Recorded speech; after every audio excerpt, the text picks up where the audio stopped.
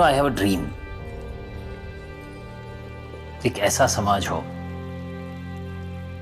जहां कोई प्रधान नहीं, सब समान हो।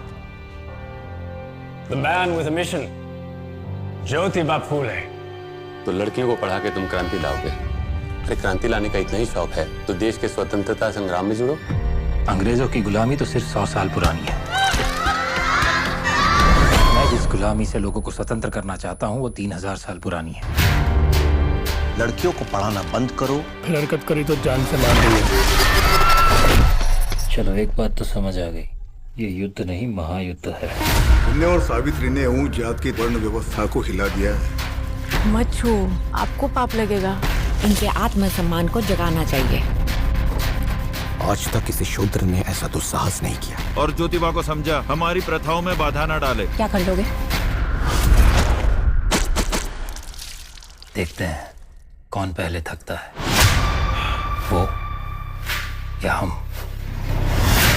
देश को सबसे बड़ी गुलामी से आजाद करना चाहता हूँ, दबे कुचलों को उठाना चाहता हूँ। You're challenging the religion of the upper castes. विधवा होना भाग्य में है, गंजा होना नहीं। विधवाएं चाहें तो पुनर्विवाह भी कर सकती हैं। ये बात है। हमारे उत्थान के लिए हम नए समाज की शुरुआत करेंगे, सत्यशोधक समाज। सबसे बड़ा उद्देश्य रहेगा कि किसी को शूद्र नहीं दलित कहा जाए।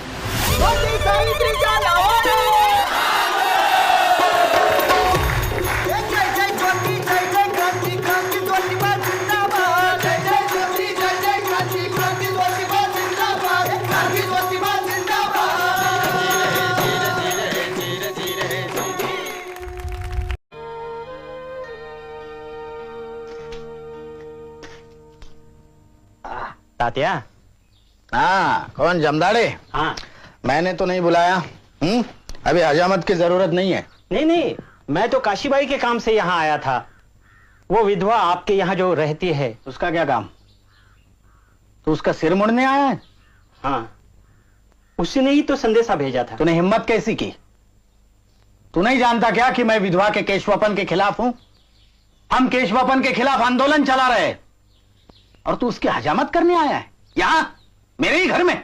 नहीं, नाराज मत होना तात्या। वैसे तो खुद मुझे ये काम करना अच्छा नहीं लगता है, लेकिन क्या करूं, उसने जो मुझे बुलवाया। मैं तुम पर नाराज नहीं हूं जमदाड़े, तुम्हारा भी क्या दोष। मगर तुमको अगर यह काम अच्छा नहीं लगता तो तुम और तुम्हारी जमात विधवा का केशवपन करने से साफ इनकार क्यों नहीं कर देते? ब्राह्मणों से कह दो कि अगर वो इस जंगली रिवाज को जारी रखना चाहते हैं तो उस तरह अपने हाथ में ले और अपनी विधवाओं का सिर मुंडे। असल में तुम लोगों को कहना चाहिए कि जब तक ब्राह्मण लोग इस भयानक रूढ़ी को खत्म नहीं करते ना, तब तक तुम लोग उनकी दाढ़ी मूछें नहीं बनाओगे। आपकी बात बिल्कुल सही है तात्या। जरा हिम्मत से काम लो, तभी यह बंद होगा। हाँ, यही एक रास्ता है। सन 1873 दलित आंदोलन का एक महत्वपूर्ण वर्ष है। इसी वर्ष ज्योतिराव फुले ने अपनी पुस्तक गुलामगिरी प्रकाशित की। पुस्तक की सामग्री ने सनातनी ब्राह्मणों में बेहद रोष पैदा किया। ज्योतिराव, तुमने इतना बड़ा निवाला मुंह में रखा है कि न तुम चबा सकते हो न निकल सकते हो। वो मैं देख लूंगा। इस बार क्या तमाशा खड़ा किया है हेरम शास्त्री? ये पुस्तक, ये तुमने कैसे जुर्रत की कहने की कि मनु ने शूद्रों पर गुलामी ला दी? जाति प्रथा तो वेद की आज्ञा से पैदा हुई। अब यह क्या तुम्हारा दावा है कि वेदों को भगवान ने नहीं लिखा? मेरा पक्का विश्वास है हेरम शास्त्री कि इस संसार की कोई भी पुस्तक भगवान या किसी देवता ने नहीं लिखी है। अगर कुछ लोगों को यह मानने में परम आनंद होता है कि वेदों का निर्माण ईश्वर ने किया है तो वो खुशी से अपना भ्रम पाला करें, लेकिन शूद्रों और अतिशूद्रों को इस भ्रम से दूर ही रहना चाहिए, क्योंकि ये धार्मिक कहलाने वाले ग्रंथ ही उन्हें गुलामी में जकड़ते हैं। ज्योतिराव, तुम लोगों को ब्राह्मणों से नफरत करना सिखा रहे हो। बिल्कुल नहीं, ब्राह्मणों को मैं अपना भाई मानता हूं और इसीलिए उनके काले कारनामों पर शर्मिंदा हूं। ब्राह्मणों से मेरी कोई दुश्मनी नहीं है। मेरा सारा संघर्ष ब्राह्मणवाद के खिलाफ है। हेरम शास्त्री, आप जितने जल्दी समझेंगे कि शूद्र जन ही इस देश की जीवन शक्ति है, उतना ही अच्छा। अब तुम्ही से सलाह लेना बाकी बचा था। देखो ज्योतिराव, हम बता देते हैं, ऐसी उल जलूल और गाली गलौज वाली किताबों से तुम समाज की सेवा नहीं कर सकते, समझे? ना आप ही कर सकते हैं शास्त्री जी, ये कहकर कि वेद और पुराण देवताओं के मुख से कड़े हैं, न ये फतवा देकर कि फुले ने उल जलूल और गाली गलोच वाली किताब छपाई है, न ये कहकर कि बकौल विष्णु शास्त्री चिपळूण करके फुले पहले मराठी का व्याकरण सीखे और बाद में लिखने की सोचे।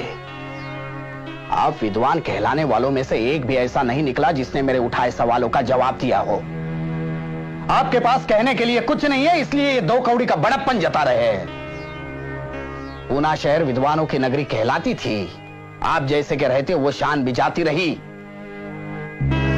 हेरम शास्त्री, आप हमारे साथ न चलकर देश को डुबो रहे हो।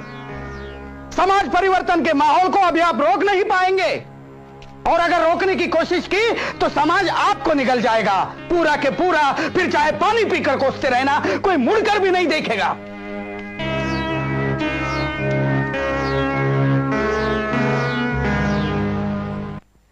गुलामगिरी पुस्तक की सफलता से उत्साहित होकर ज्योतिबा फुले ने सन 1873 में सत्यशोधक समाज